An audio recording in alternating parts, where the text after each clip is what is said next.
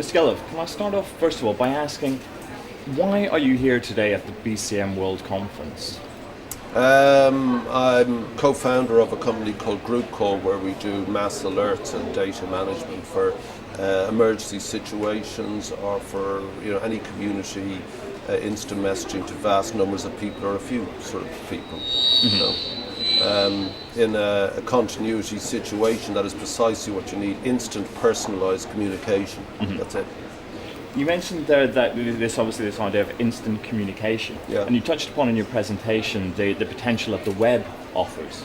You described it as being in a relatively primitive state. First of all, what did you mean by that? And secondly, what do you see as its potential in this role? Whatever the mechanisms we use now to communicate, like moving this mouse around and a little arrow going like this, and then you wait too long for information to drop down in front of you, or even like the sort of nature of phones. The iPhones, you go, oh my God, look, you can go like that, and it behaves like something. How can you get excited about that? It's so pony, I mean, if you look at a radio, which for me is the fundamental and most brilliant use of communication, there is no difference between that and 1925, say. It's instant now as opposed to heating up. It's not valve, it's transistor.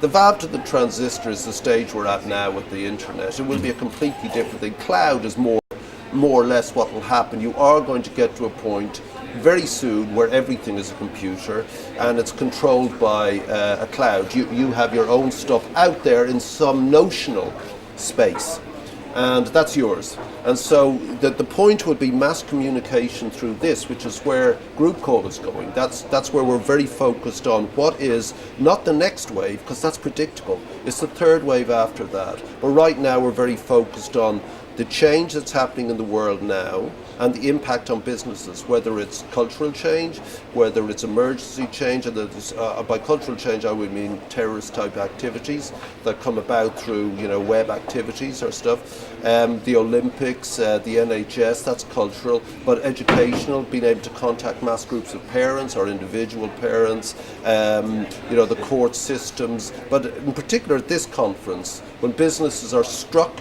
by one of the impacts of change, climate change or disaster or whatever, they must have a means, and I stress this, it doesn't have to be Group Call. I think we're the best, I think we're the furthest ahead, I think our developers are the best, all that, but regardless of whether it's us or not, they must have integral to their systems and their working life, they must have an instant communication ability with everyone now.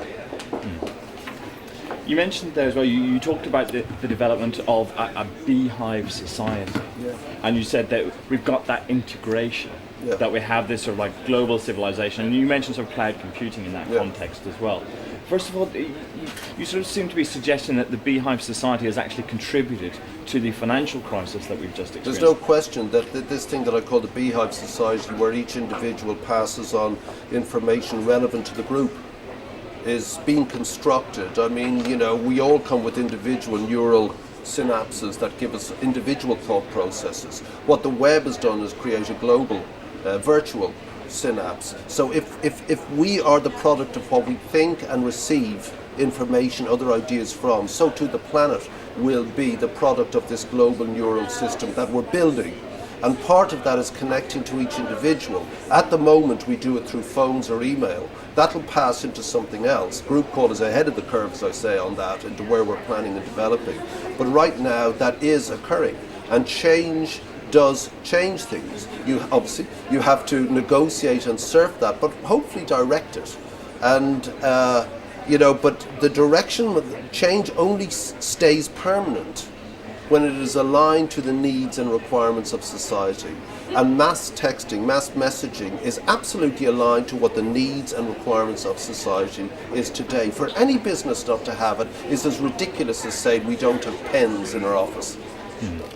You said that are we looking at businesses at present failing to communicate effectively beyond the boundaries we of their are. own In one of the other companies I have, we failed drastically in a situation where we came under a chronic situation where the 560 employees were out of touch, and we desperately needed to contact them, and it completely disrupted our business. I mean, really cost us a lot, but more importantly, so shocked the workforce that many of the people who are excellent didn't come back, not because of our company, but because the shock was their personal system. So that's just one instance in my own life. As a dad, I want to know that my kids are safe, that they arrive, that they do things within the school, and that they're just normal personal stuff. I don't even know why we talk about it. It's available. It's cost-free, more or less. I mean, fractions of a penny. Immeasurable fractions. I want to know because now I can. Back in the day, things seemed safer, they probably weren't, but I had to wait. Now I can know automatically. I'm fine, I'm relaxed. You talked about technology and the expansion of technology, and you, I think, surprised a number of people by talking about technological developments in Africa, and you gave the instance of you standing propped up against a wall and a gentleman rang a bell and all of a sudden people were running out with their laptops to get internet connection. Just how rapid is the expansion of technology in Africa?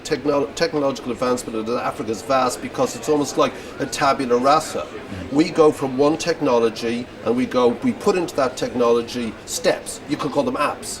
1, 2, 3, and then it's so crowded with apps, that technology is redundant. There has to be a new thing. Okay, so we go incrementally. They're going organically. They had nothing, and suddenly into their field comes these technologies. They have no infrastructure, no roads, no rail, so they create virtual infrastructures. It's like how musicians use technology. The package will arrive, they open up the box, they throw away the instructions book, they go bing, bing, bing, oh that's a good noise, record that, cool, it's instinctive, then they throw it out, what's the next thing? They just want to use it for that. Africans have used and adapted the technology we have to suit their own societal needs.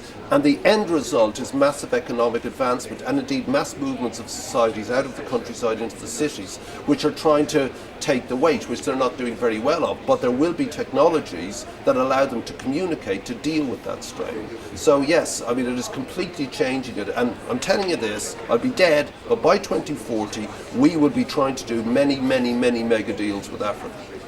It's quite interesting because we discussed the issue of climate change as well, and you touched upon the opportunities that businesses could potentially take from this issue. I know you didn't really expand on that, but what are those opportunities? You need to mitigate climate change. So any business in adaptation and mitigation is going to make a fortune. Any business that carbon trades, carbon trading is going to be worth 20 trillion by 2020. That's 11 years. 20 trillion. Get in there. That's enough. I gotta go. Okay.